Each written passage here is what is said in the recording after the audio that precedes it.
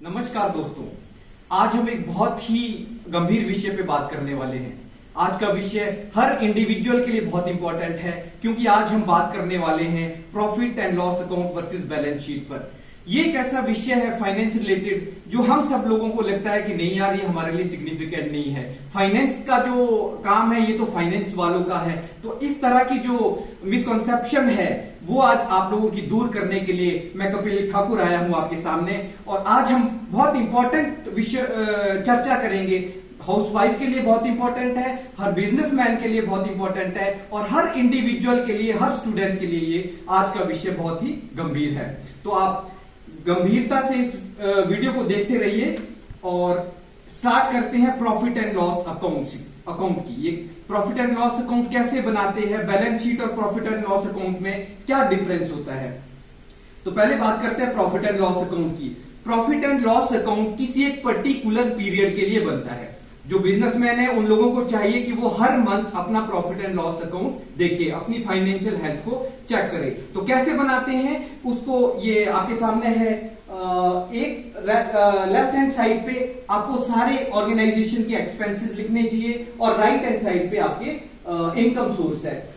किसी भी अगर ऑर्गेनाइजेशन की बात करें तो उनका मेन इनकम सोर्स है वो सेल से उनकी इनकम आती है, और कोई अदर इनकम सोर्स भी हो सकता है। तो एक मंथ में आपकी कितनी इनकम हुई है, कितनी सेल हुई है, उस सेल की वैल्यू आपकी राइट हैंड साइड में आ जाएगी। और अगर कोई और अदर इनकम का भी कोई सोर्स है तो वो आपकी राइट हैंड साइड में आ जाएगी। तो यहां पे आपको पता चल गई कि आपकी टोटल कितने का आपने कमाई की है, कितने की आपकी सेल हुई है। और लेफ्ट हैंड साइड में आपके सारे एक्सपेंसेस इस शीट पे आ जाने चाहिए। अगर इसको कैटेगराइज करें तो मैं आपको एरो दिखाना चाहूंगा। ये एरो आपको बाहर को जा रहा है, मींस एक्सपेंसेस से आपका पैसा बाहर जा रहा है, और जो आपकी सेल है उससे आपका पैसा ऑर्गेनाइजेशन में आ रहा है।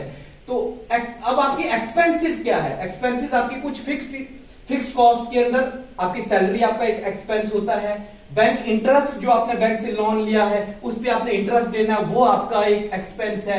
डेप्रिसिएशन, आपकी जो मशीन्स की वैल्यू है वो time with the duration of time वो कम होती जाती है। तो कितनी कम हो रही है वो एक फिगर आपके सामने आना चाहिए, वो डेप्रिसिएशन कॉस्ट है आपकी।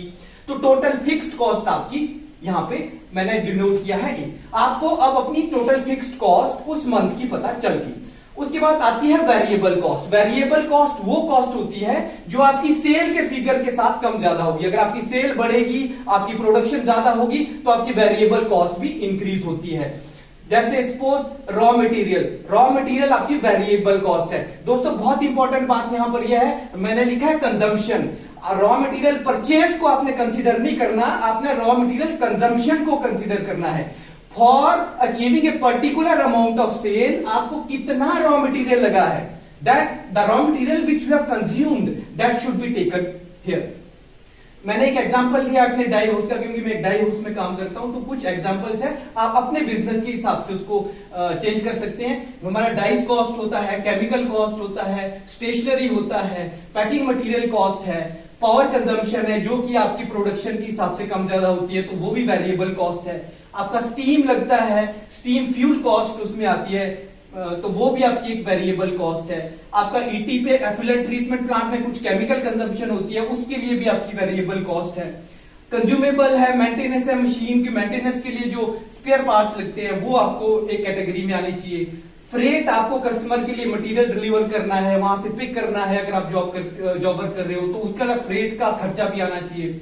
जर्नल एंड एडमिन है, कुछ आपके एडमिनिस्ट्रेशन रिलेटेड खर्चे होते हैं, वो इसमें इस कैटेगरी में आ जाने चाहिए। सेल्स है या कुछ कमीशंस है तो वो इस कैटेगरी में आने चाहिए। ट्रैवलिंग अलाउंसेस है, कुछ ट्रैवलिंग के खर्चे हैं वो आने चाहिए। बॉयलर में फ्यूल है वो खर्चे, कुछ इनविजिबल प्रोसेस लॉस होता है आपका वो आना चाहिए। वेजेस आपको जो वर्कर्स को पे करते हैं वो आने चाहिए। वाटर सॉफ्टनिंग, सपोज मैंने यहाँ पे जो कैटेगरी लिखी है पर्टिकुलर वेरिएबल कॉस्ट के अंदर आपका वेजेस है जो वर्कर्स को आपने पे करने हैं, सॉफ्टनिंग कॉस्ट है, ये सारी वेरिएबल कॉस्ट है जो कि आपकी सारी इसमें कवर हो जानी चाहिए। तो उसके बाद जब टोटल वेरिएबल कॉस्ट आपकी आ गई, हमने देखा टोटल फिक्स्ड कॉस्ट और टोटल वेरिएबल कॉस्ट। अब एक फैक्टर मैं आपको देने वाला हूं जिसको कहते हैं कंट्रीब्यूशन। कंट्रीब्यूशन वो चीज है जो कि आपके प्रॉफिट में कंट्रीब्यूट करती है, the figure which is actually contributing to our profit. तो वो कंट्रीब्यूशन फैक्टर आता है सेल्स माइनस वेरिएबल कॉस्ट। आपने सेल्स का फिगर आपके सामने था, वेरिएबल कॉस्ट आपके सामने आएगी, उसमें से सेल में से वेरिएबल कॉस्ट आप कम करते हो तो आपको कंट्रीब्यूशन निकल जाता है। और कंट्रीब्यूशन निकालने के बाद आप अपना प्रॉफिट पता कर सकते हो। और एबिटा क्या होता है? Earning before interest, depreciation, taxes and amortisation. आपकी इंटरेस्ट देने के बाद से पहले, डेप्रिसिएशन निकालने से पहले, टैक्सेस और अमोर्टाइजेशन के पहले क्या अर्निंग रही उस मंथ की, वो फिगर आप इस शीट से निकाल सकते हो। उसके बाद प्रॉफिट बिफोर टैक्सेस। अगर कंट्रीब्यूशन में से हम फिक्स्ड कॉस्ट माइनस कर देते हैं तो प्रॉफिट बिफोर टैक्सेस आ जाता है। कंट्रीब्यूशन का एक फिगर आया, उसमें से फिक्स्ड कॉस्ट हमने माइनस कर दी तो हमने प्रॉफिट बिफोर टैक्सेस निकल गया। और उसके ऊपर अगर सपोज फॉर एग्जांपल 25% हमें टैक्स देना है तो हमारा पैट निकल गया, प्रॉफिट आफ्टर टैक्सेस। तो हर मंथ ये एनालिसिस करना कि आपने उस पर्टिकुलर मंथ में क्या कमाई की है, ये बहुत इंपॉर्टेंट है हर ऑर्गेनाइजेशन के लिए, हर इंडिविजुअल, हर बिजनेसमैन के लिए। तो ये कैटेगरी थी, आप अपनी ऑर्गेनाइजेशन के हिसाब से इसको चेंज कर सकते हैं। मैंने बहुत सिंपल वे में आपको बताया कि कैसे हम प्रॉफिट लॉस को इवेल्युएट करते हैं। अब मैं आपको बताऊंगा कि किस तरीके से हम बैलेंस शीट और प्रॉफिट लॉस अकाउंट में क्या डिफरेंस है। अब ये सामने है बैलेंस शीट। बैलेंस शीट, जैसे मैंने आपको बताया, प्रॉफिट एंड लॉस अकाउंट एक पर्टिकुलर पीरियड के लिए होता है, जनरली 1 मंथ के लिए लोग बनाते हैं। और balance sheet as on dated होता है, किसी पर्टिकुलर डे के लिए आपकी क्या बैलेंस शीट है डेट पर, वो हम इस तरीके से इवेल्युएट करते हैं। जनरली ऑर्गेनाइजेशन फाइनेंशियल ईयर के लास्ट डे पे अपनी बैलेंस शीट चेक करते हैं। तो बैलेंस शीट में जो दोनों साइड के जो हेड्स है वो बहुत ध्यान से देखिए। एक साइड है लाइबिलिटीज और sources of the fund. Sources of the fund liabilities होता है, बहुत इंपॉर्टेंट है, जहां से आपका पैसा आपके ऑर्गेनाइजेशन में आ रहा है। कहां से आपका पैसा ऑर्गेनाइजेशन में आता है? या तो कैपिटल होगा, कैपिटल मींस या तो कंट्रीब्यूशन गिवन बाय ऑनर। अगर आप सीईओ है तो आपकी ऑर्गेनाइजेशन में जो ऑनर पैसा लगा रहा है वो आपका कैपिटल है। या अगर आप ऑनर हो, बिजनेस ऑनर हो, तो जो आपने खुद का पैसा और अपने बिजनेस में लगाया वो कैपिटल है। और बिजनेस चलाने के लिए हो सकता है आपको कुछ लोन भी लेना पड़े, तो लॉन्ग टर्म्स लोन होते हैं, कुछ सिक्योर लोन होते हैं, कुछ अनसिक्योर लोन होते हैं। तो एक कैटेगरी में capital, number 2 long term loans. Current liabilities हमारी वो भी आपकी लाइबिलिटीज है। तो क्रेडिटर्स वो लोग हैं जो उधार में आपको सामान दे रहे हैं, किसी पर आपकी एक अंडरस्टैंडिंग होती है कि जी 15 दिन के बाद आप पेमेंट कर देना, हम आपको सामान दे देते हैं, रॉ मटेरियल दे देते हैं, तो क्रेडिटर्स है क्योंकि उनका पैसा भी आपको देना है। और बैंक का कहीं से आपने ओवरड्राफ्ट लिया हो सकता है, कुछ प्रोविजंस हो सकते हैं जो आपने एम्प्लॉइज बेनिफिट्स के लिए किए हैं, कुछ पेएबल बिल्स हो सकते हैं। तो ये पूरी कैटेगरी आपकी लाइबिलिटीज है। यहां इंपॉर्टेंट बात जो समझने वाली है कि honours money is a liability itself. दोस्तों, हम जनरली कंसीडर करते हैं कि जो ऑनर का पैसा है वो मुफ्त का होता है, क्योंकि ऑनर का बिजनेस है, ऑनर का पैसा मुफ्त में, हम इसलिए उसको यूज भी प्रॉपरली नहीं करते।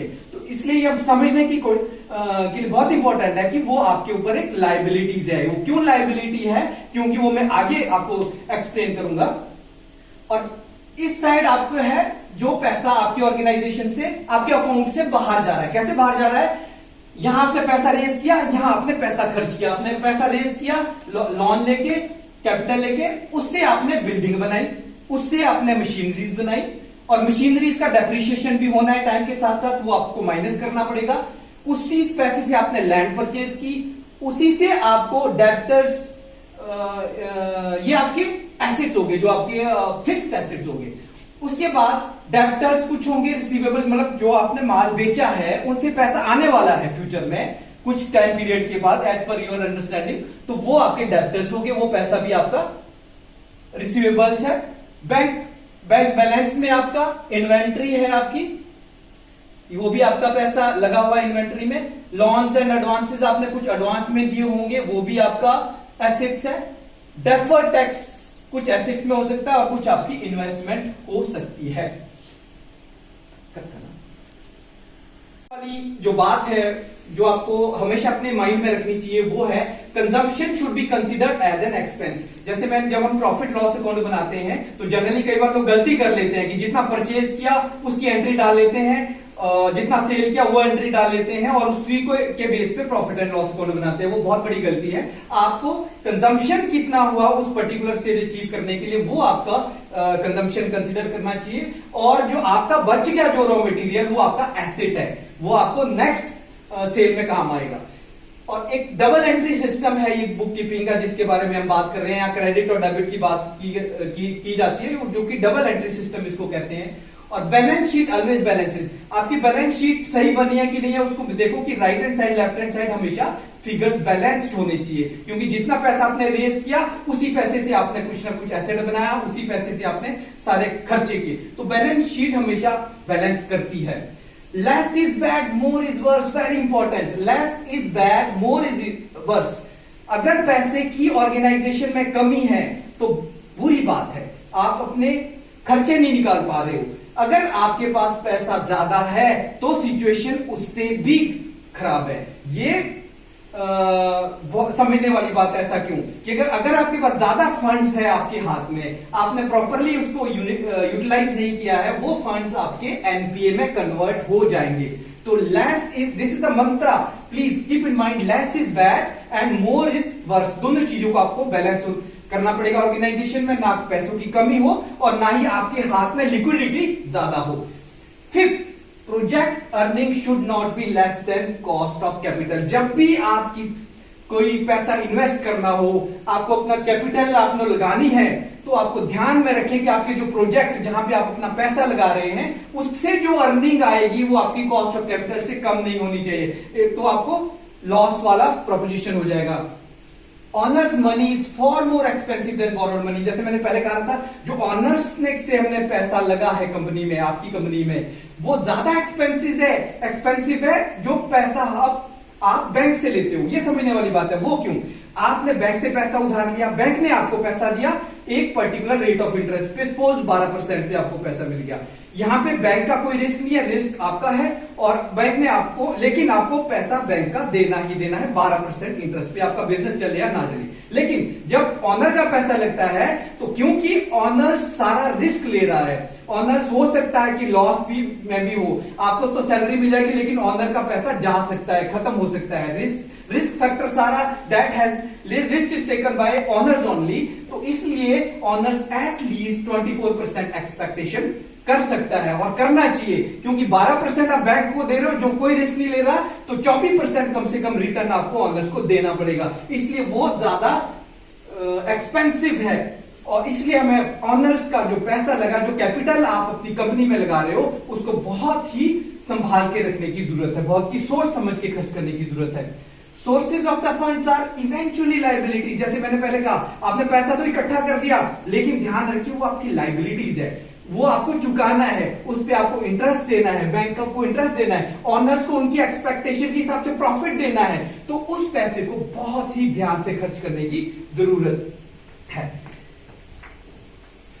दोस्तों, 8th number point, don't use short term funds for long term purpose. बहुत गलतियां कर लेते हैं लोग। आप शॉर्ट टर्म फंड्स आपने जनरेट कर दिया आपके बिजनेस में, मंथली आपको इनकम होगी, शॉर्ट टर्म फंड्स है वो शॉर्ट टर्म यूजेस के लिए यूज करें। अगर वो शॉर्ट टर्म फंड्स आपने लॉन्ग टर्म यूजेस के लिए किया, मींस कोई कैपिटल बना दी, कोई बिल्डिंग ले ली, कोई मशीन्स महंगी ले ली, तो उस चीज से आपको पैसों का क्रंच फील होगा, आपको करंट लाइबिलिटीज पे ऑफ करने के लिए पैसों का क्रंच फील होगा। तो इसलिए इस तरह की गलतियां ना करें। हेल्दी ऑर्गेनाइजेशन एंश्योर करती है कि वो लॉन्ग टर्म सोर्सेज जो है वो लॉन्ग टर्म यूजेस में ही यूज करते, और शॉर्ट टर्म सोर्सेज जो है वो शॉर्ट टर्म यूजेस में ही यूटिलाइज करते हैं। तो इसलिए इन चीजों का बहुत ध्यान रखना। जब पैसा बहुत, जैसे मैंने कहा कि पैसा जब बहुत ज्यादा आपकी लिक्विडिटी है, तो वो बहुत ज्यादा रिस्पॉन्सिबिलिटी हो जाती है कि उसको कहां यूज करें। तो वो बहुत ज्यादा लिक्विडिटी हाथ में होना भी इटसेल्फ एक नेगेटिव फैक्टर है।